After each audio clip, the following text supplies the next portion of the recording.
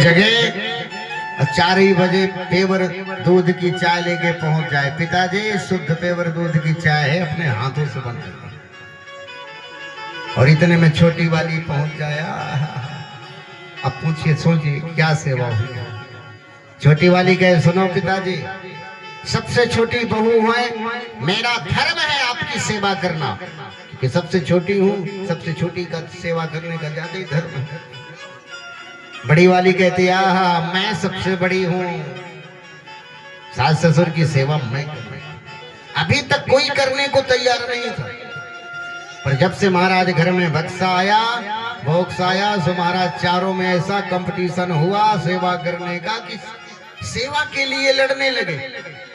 अभी तक कोई भोजन देने के लिए तैयार नहीं था, पर ऐसी गुरु जी की कृपा हुई कि आज महाराज, आज ये स्थिति आ गई कि महाराज आज स्वयं सेवा करने के लिए लड़ रहे हैं। वो कह रहे मैं करूंगी, वो कह रहे मैं करूंगी। बताइए ऐसा सौभाग्य किसके घर में है कि भगवान की ही कृपा से निश्चित होता है।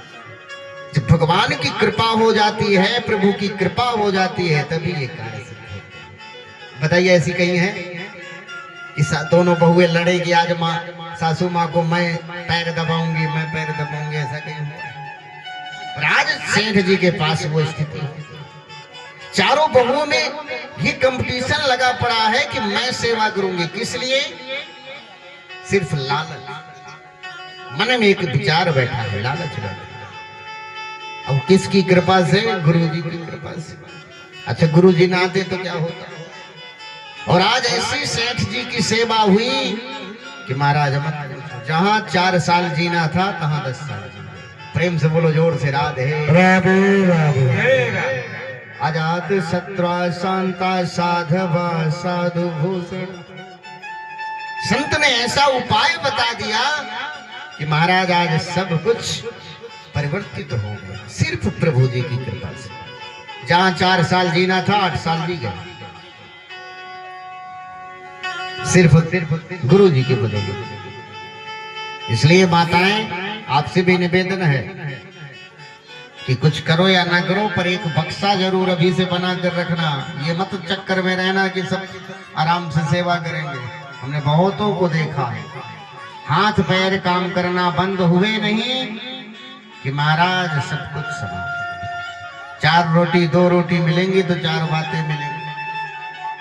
और यदि आपके पास है, नौकरी है तो कोई बात नहीं, और अगर कुछ नहीं है तो समझ लो, चाहे जितना काम कर लो, जितना बना दो, कितनी भी संपत्ति बनाओ, लास्ट में यही होगा तुमने किया गया है।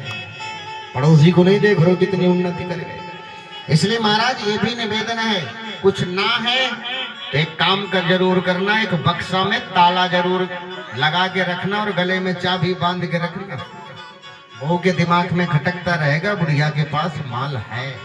भले ही उसमें फटे पुराने कपड़े ही डाल लो, ईंट पत्थर ही डाल लो, लेकिन अगर गले में चाबी है तो सेवा होती रहेगी।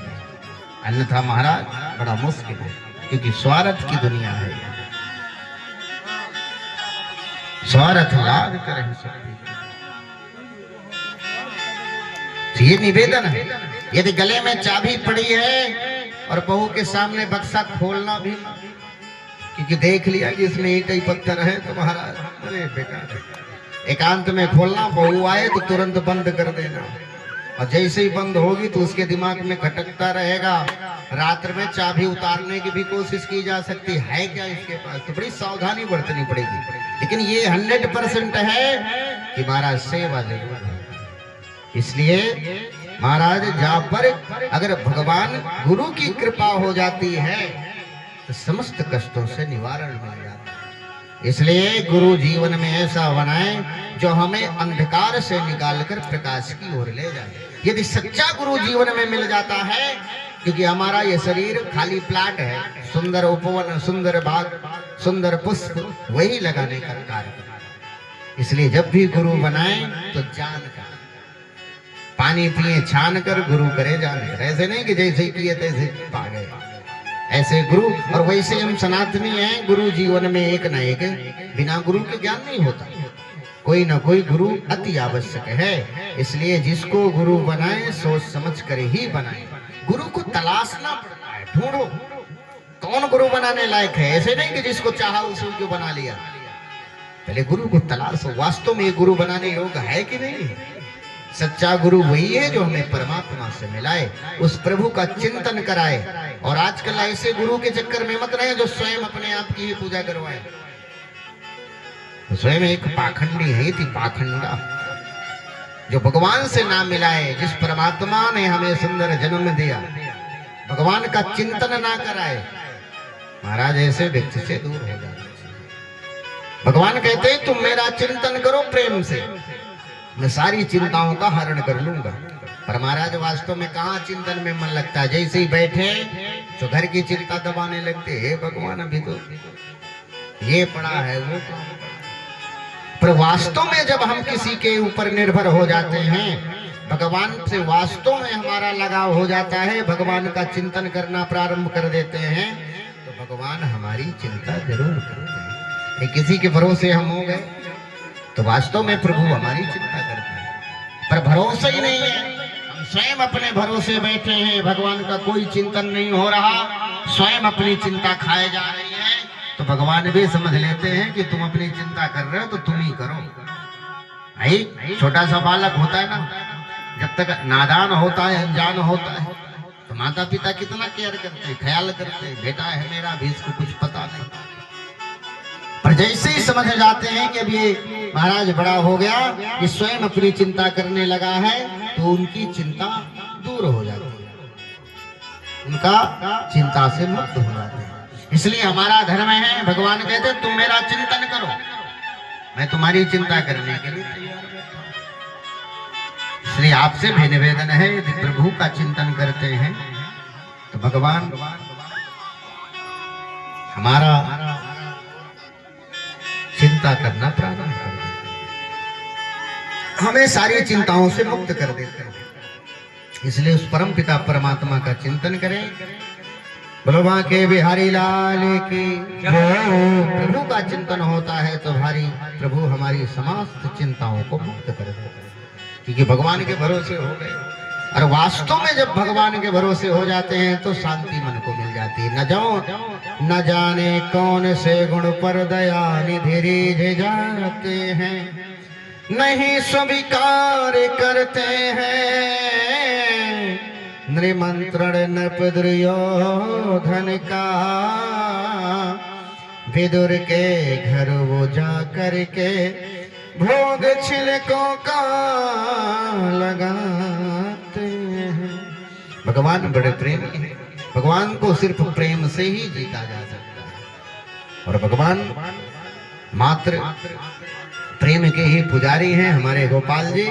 इनको यदि पाना है तो सिर्फ प्रेम से ही पा सकते हैं, अन्यथा महाराज आप यहाँ पर बैठे हैं और मन कहीं और चल रहा है तो ऐसे नहीं मिलेगा। इसलिए भगवान के चरणों में मन रहे, आप कहीं भी रहे पर मन आपका भगवान के चरणों में लगा रहे, भगवान सब आपके मन की इच्छा को समझ जाते हैं। इसलिए उस भाग्य बिहारी जी की कृपा यदि पाना है तो भगवान का चिंतन जरूर करना है। प्रेम से बोलो जोर से राधे राधे राधे। हम लोग चित्रकूट के हैं, चित्रकूट का नाम सुने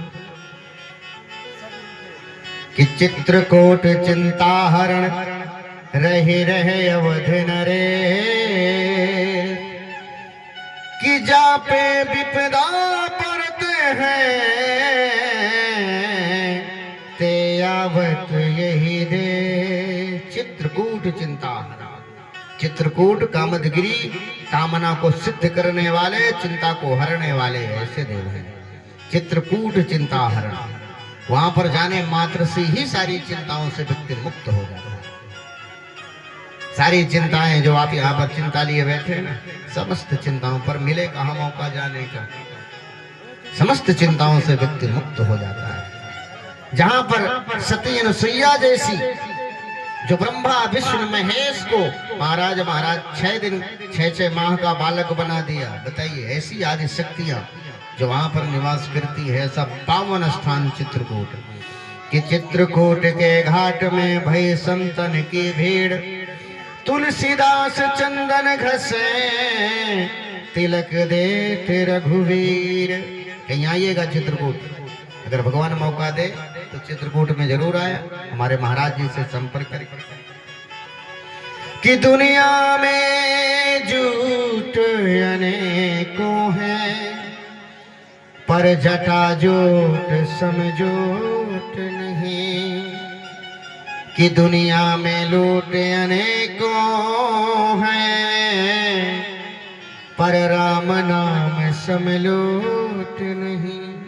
संसार में बहुत से लूटे हैं, कोई धन लूट रहा है, कोई वैभव लूट रहा है, कोई यश कीर्ति सब लूट रहे हैं। पर आज यहाँ पर जो आप लूट रहे हो ना, भगवान के नाम का संकीर्तन जो कर्ण द्वारों से प्रवेश करके हृदय में उतर रहा है, इससे बड़ा संसार में खजाना कोई नहीं है। सबसे बड़ा खजाना यही है। तो महाराज कि दुनिया में लूट अनेकों हैं, पर राम नाम समलोट नहीं।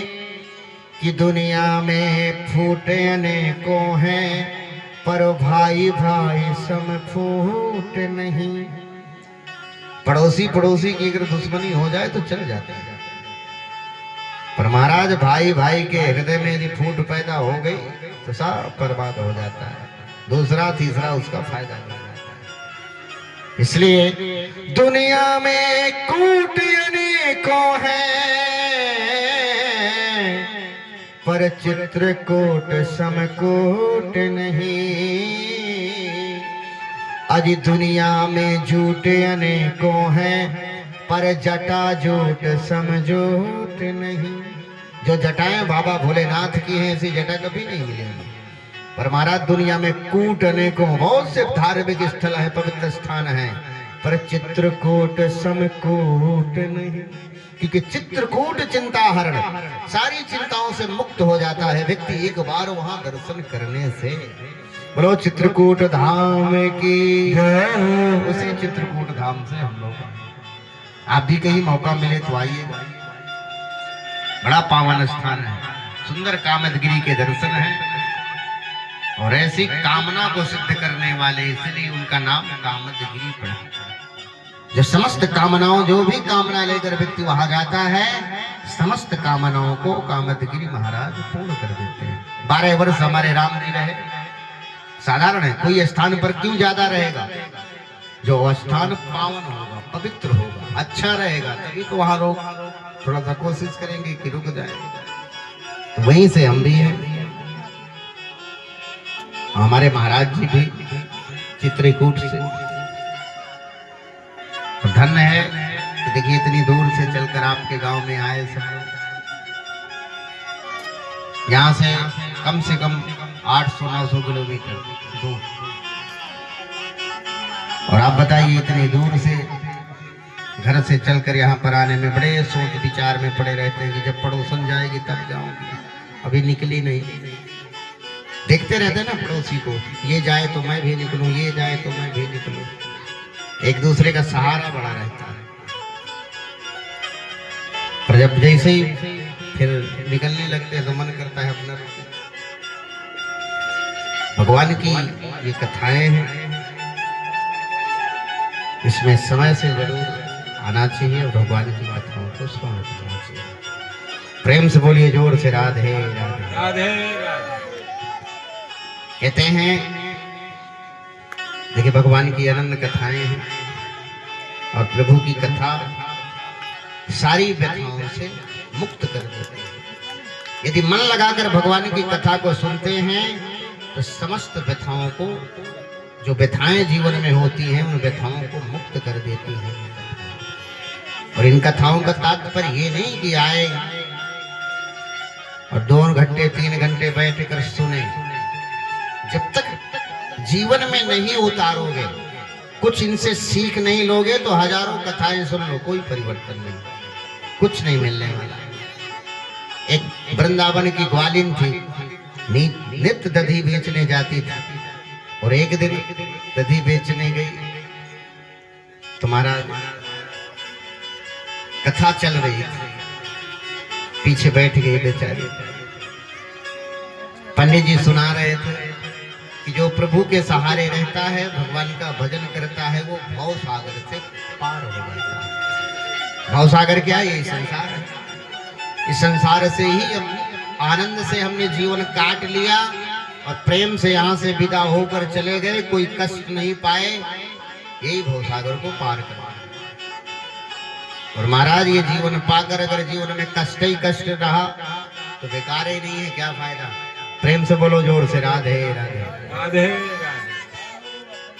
और जोर से बोलो एक बार।